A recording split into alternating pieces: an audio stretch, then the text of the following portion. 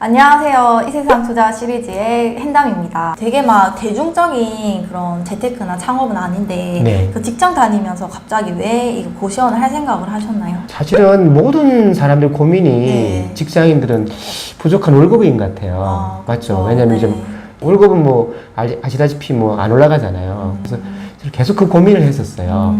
새로운 소득을 만들어야 된다. 그래서 고시원 창업을 하게 됐었고요. 고시원 창업이 현금 흐름 목적으로 하시는 거더라고요. 예. 네. 그래서 이제 책이 나오기 전에 모든 분들이 건물주들만 할 수 있는 거 생각했던 게 고시원 창업이었던 것 같아요. 네. 그래서 일반인들이 하고 싶어도 도저히 접근이 안 되는 거죠. 금액이 너무 크니까.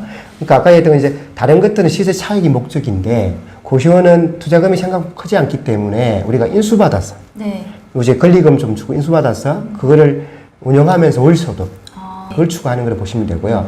근데 실제로 마지막에 매매할 때 잘 운영하면 시세 차익도 발생을 합니다. 물론 못하면은 손해를 볼 수도 있겠죠. 그러니까 가장 중요한 거는 월세 목적이라 봐야 되겠죠.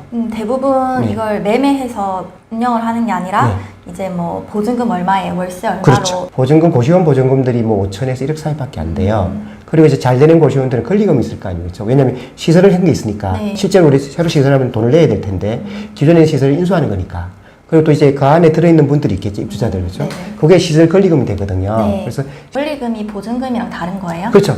우리가 그분들 임대인 건물주하고 계약하는 게 임대 보증금이 되겠죠. 네. 그렇죠. 진짜 운영하고 있는 분이 있을 거 아니에요. 그분 임차 받아가지고 네. 그분들이 이제 그걸 투자를 했을 거니까 우리가 식당은 똑같아 봐야 되겠죠. 그럼 권리금이 있겠죠. 맞아요. 식당도 잘 되면 권리금 그렇죠. 비싸지고, 그쵸? 뭐든 다 똑같죠. 우리가. 고시원도 똑같죠. 그렇죠. 시설하고 그 안에 이제 그분들이 입주하고 있는 분들이 어떻게 보면 수익을 창출해 주는 거니까 그게 공실이 적으면은 또 권리금 높겠죠. 그러면 그 가장 중요한 게 투자금이잖아요. 네. 그래서 투자금별로 이제 수익이 얼마 정도 나오는지 네. 좀 설명해 주세요.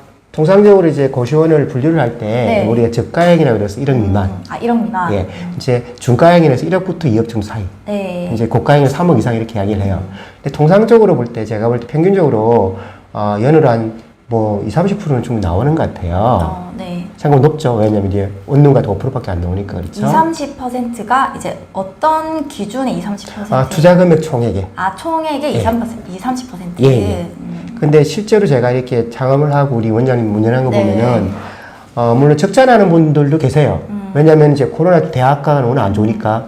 근데 통상적으로는 훨씬 더 많은 수익을 내는 분들이 많은 것 같아요. 근데 이제 주의해야 될 거는 1억 미만이면 우리가 고시원이 형태가 네. 안에 잠만 잘 수 있는 방만 있는 게 있고요. 그쵸. 그쵸. 미니룸이라고 하죠. 예. 살아봤거든요. 아주 불편하죠. 네. 그 안에 샤워실이 있는 게 네. 샤워룸이라 그러고요. 안에 화장실하고 샤워는 다 있는 게 원룸형이거든요. 네. 그럼 원룸형 가격이 좀 비싸요. 원룸형이. 왜냐면 시설 자체가 좋을 테니까. 그니까. 예. 근데 이제 그러면 1억 미만은 보통은 건물주 물건 무권리 아니면은 네. 좀 전통형 고시원 미니룸이나 샤워룸 쪽이 좀 많다 봐야 될 거예요.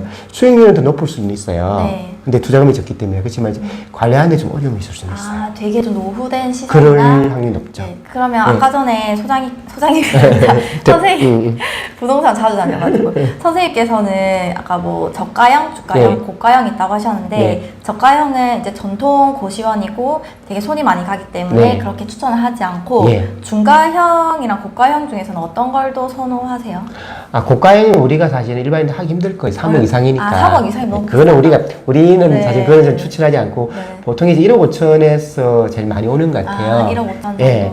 근데 제가 볼 때는 지금 투자를 하는 분들은 네. 제가 진짜 말씀드리고 싶은데 너무 욕심 부리면 안 돼요. 처음에 너무 욕심 부리지 말고 네. 한 25, 30개 정도 사용해가지고 네. 1억 5천 정도 내에서 투자하는 게 이제 현명한 것 같아요. 저는 제 노동을 투입하고 싶지 않거든요. 네. 그러면 이 고시원만 관리해주는 사람이 있을까요? 있습니다. 그래요? 우리는 사실은 직장인분들이 네. 돈만 투입하고 네. 본인의 일정 금액만 받아가고 싶은 분들이 있어요. 그래서 선이야 그런 분들이 이제 위탁 경영을 해드려요. 위탁 경영이라는 게 또 있구나. 예, 왜냐면은 총무들은 좀 맡기 좀 애매하니까. 월세는 제가 받고. 그 고시원 그 입주 요금은 당연히 원장님께 입금이 네. 돼야 되고요. 네. 그리고 이제 투명하게 진행이 돼야 되기 때문에 고시원에 관련된 프로그램이 있어요. 네. 그걸 공유를 하는 거죠. 누가 들어온지 누가 명이 다 체크되거든요. 네. 그걸 같이 프로그램 공유하면 돼요. 그리고 네. 아까 얘기한 것처럼 밴드라는 시스템을 통해서 매일 주간 월간을 보고를 받는 거죠. 그러면서 원장님 필요한 코멘트만 달면 되겠죠.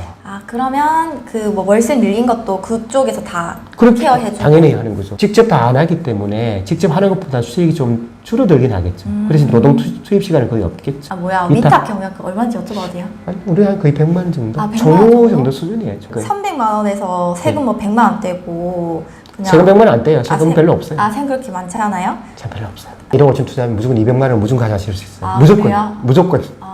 무조건. 그래요? 무조건. 무조건이에요? 무조건. 이거 나가도 돼요? 돼요. 나가세요. 아니, 왜냐면. 아니, 수익 같은 거를 막 이렇게. 아니, 입주민량이 20% 30% 이야기했으니까. 시설관리금이, 그 고시원이 85% 입주했을 때, 네. 기준을 했을 때, 권리금을 2년 이내에 회수하는 물건을 네. 현금 매물이라고 말씀드리거든요. 네. 제가 보수적으로 말씀드리지만은 뭐 30% 정도는 나오겠죠. 그렇지 않으면 매물을 잘못 소개해 준 걸 거고요. 물론 그럴 수 있습니다. 이 고시원도 그렇지만 모든 게 똑같지만은 네. 운영 능력이 너무너무 중요해요. 운영 능력. 편차는 발생할 수밖에 없어요. 네. 근데 이제 그 운영 능력이라는 자체가 아까 말씀드린 것처럼 어려운 게 아니거든요. 그렇기 때문에 제가 볼 때는 그 방법도 괜찮죠. 기존에는 예전에 총무님들이 근무하는 형태가 많았었어요. 요즘에 이제 인건비도 그러기도 하고, 그 본인들이 하지 않으면은 이제 무인화시키면서 반오토 개념으로 많이 진행이 되고 있다고 보시면 될 것 같아요. 제가 개인적으로는 가능하면 총무님들을 고용 안 하는 것도 좋은 방법으로 생각해요. 왜냐면 아시다시피 주인이 있는 거하고 네. 조금 다르고. 얼마나 제가 개입을 해야 되죠? 고시원 운영을 처음에 하면서? 만약에 우리가 어떤 일을 시작하더라도 생소한 분야이기 때문에 시간이 네. 많이 필요하겠죠. 우리 파악돼. 그러니까 처음에 고시원 시작하게 되면은 고시원 시설도 파악을 해야 될 거고요. 그 입주민도 파악을 해야 될 거고, 그래 수리 좀 해야 되겠죠. 네. 그래서 제가 초기에는 3개월 정도는 노동시간을 최대한 좀 많이 투자를 해라 그래요. 네네. 그렇지만은 3개월만 지나면 사실은 노동시간이 급격히 줄어들거든요. 그러면 뭐 하루에 한 1시간 정도 출근할 때 좀 덜 넣고 주말 때 좀 퇴근하고 좀 덜 넣고 네. 그 다음 주 주말에 좀 이제 노동시간을 가져라는 이야기 해요. 네. 그러니까 그게 이제 고시원도 갖고 있는 장점이 될 수 있겠죠. 근데 그러면 네. 그 청소는 누가 하는 거예요? 청소는 가능하면 본인들이 하기 좋고요. 왜냐하면 그 청소 용역업체들이 있어요. 네. 맡기는데 주인 마음 같지가 않아요. 그분들이. 그래서 좀 시간을 쪼개서라도 좀 본인들이 하면 좋고요. 초기에만 열심히 하고 나면 그 다음 청소가 좀 줄어들어요. 업체에 맡기면은 네. 한 돈이 얼마 정도 들까요? 그거는 이제 사실 지역하고 규모에 또 좀 다를 수 있는데요. 네. 보통 한 35만 원, 40만 원 정도 사이인 것 같아요. 한 달에요? 예, 일주일에 3번 정도 오시고요. 그러니까 또 좋은 팁을 말씀드리면은 네네. 그 입주민들 중에서 네. 도움 받는 것도 괜찮아요. 입주민 분들한테요? 입주민 중에서 보통 직장인들이 그런 고민을 많이 하거든요. 네. 그러면 이제 입조리를 조금 할인해주고 할인을 해주고 도움을 받는 거죠. 근데 그분들이 훨씬 더 나아요, 제가 볼 때는. 고시원 창업이라고 네. 하면 이제 좀 사람들이 인식이 네. 되게 좀 손이 많이 가고 그리고 또 이제 좀 저가형으로 제공을 하다 보니까 이제 뭐 월세를 밀리고 뭐 이런 되게 호불호가 갈리던데 네. 이제 선생님께서는 이제 고시원 창업을 몇 번 해보셨으니까 그에 대한 해결 방법이나 이런 것도 좀 있을까요? 네, 첫 번째 사실은 네. 저는 가능하면은 네. 전통행을 하지 말라고 그래요. 1억 미만으로. 예, 원천적으로 지금 말씀하신 문제들이 발생할 수 있기 때문에. 그리고 또 직장인 분들이 생각보다 그런 네. 대응도 좀 힘들어요. 그분들 상대를 많이 안 해봤기 때문에. 네네네. 제일 중요한 건 첫 번째 원천적으로 그런 쪽으로 좀 이제 발생하지 않은 원룸형을 좀 했으면 좋겠다는 생각을 하고요. 원룸형을 하고요. 추가적인 대출을 좀 일으키더라도. 두 번째 부분은 사실은 제일 어려운 게 미수금이에요. 미수금. 심지어 방치에 밀리는 거죠. 왜냐하면 열심히 노동을 했는데 못 받으면 너무 슬프잖아요. 근데 제가 이렇게 일을 해보니까 이게 사람들 간의 관계잖아요. 네. 그렇기 때문에 만나가지고 솔직하게 앉아서 이야기하는 게 제일 좋은 것 같아요. 소통을 하면은 네. 제가 보면 많은 분들은 그게 해결이 돼요. 상습적으로 돌아다니면서 하는 분들도 있어요. 그 월세 밀리면서. 이불로요. 그리고 너무하다. 후불하겠다고 이제 네. 그런 사람인데 그분 경우 같은 게 어쩔 수 없이 나중에는 법적으로 가야 되는데 경험사로는 거의 풀렸던 것 같아요. 지금 코로나가 그렇죠. 그래도 좀 심하긴 한데 이제 이런 공실 문제 같은 네. 거는 해결 방법이 있을까요? 실질적으로 이제 대학교 주변에는 공실들이 많아요. 근데 이제 외부 환경이 그렇게 솔직히 방법이 없어요. 네. 왜냐면 문의가 없으니까. 네. 근데 이제 그런 쪽에는 사실은 좀 창을 피하는 게 좋을 것 같고요. 네. 공실 자체가 발생할 수밖에 없는 거는 당연한 거죠, 그렇죠? 그러면 제가 이런 이야기를 해요. 공실 자체를 만실로 만드는 데 있어서 네.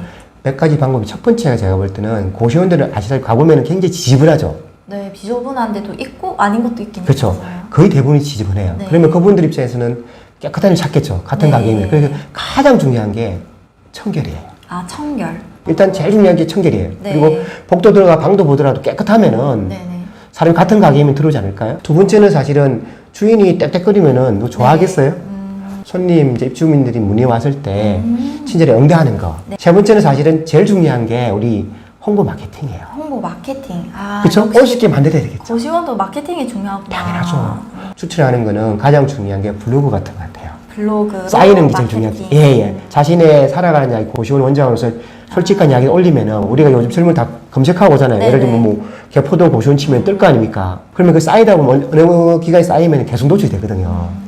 그게 좀 좋은 방법을 생각하고요. 그리고 또 입주하는 분들이 또 물어보는 질문들이 있을 거 아니죠? 네. 그 해결이 중요한 것 같아요. 그 소통을 잘 해주면은 사람 사는 세상이기 때문에 잘 해결되거든요. 네. 그럼 제 마지막은 사실은 고시원별로 굉장히 치열할 수 있잖아요. 사실 지금 이제 코로나이기 때문에 더. 네. 그럴 때는 좀 차별화를 시켜야 돼요. 아, 어떤 차별화를 시켜야 될까요? 만약에 음식을 잘하는 분들 같은 네. 경우는 특식 같은 걸 주면 좋겠죠. 사실 특식이 특별한 게 아니고 카레 같은 거 만들 수 있잖아요. 예를 들면. 네. 그럼 카레 같은 거 준다든지 떡볶이를 준다든지 한 이게 가끔 매일 절대 아니죠. 네. 개인 또는 법인 이 둘 중에서 네. 어떤 걸로 진행을 해야 되나요? 그러면은 개인으로 하는 게 제일 낫겠죠, 처음에는요. 개인으로 왜냐면, 진행을 하고. 법인은 또 설립 절차가 복잡하고 나중에 수익금에 대해서 이제 우리가 또 찾아갈 때도 복잡하니까. 그러니까 처음에는 개인으로 하다가 만약에 네. 2호점, 3호점 늘어날 때는 법인으로 전환하는 게 나을 것 같아요. 법인을 할 경우 나중에 이제 실적에 따라서 추가적인 대출이 일어날 수 있기 때문에 2호점, 3호점 하는데 좀 도움이 될 수도 있겠죠. 아, 법인이 대출이 또 그 일어나는 거 이렇게 실적으로 잡혀서. 그 장단점이 있습니다. 제가 되게 좋은데요? 책에 다 있는데 한번 보시면은 다 나오거든요. 빌딩이 현금 흐름이 진짜 적더라고요. 적어요. 그래서 이거는 진짜 투자마다 네. 뭔가 현금 흐름이 필요한 사람은 그렇죠. 진짜 딱 그것에 맞는 투자를 해야 되고 예.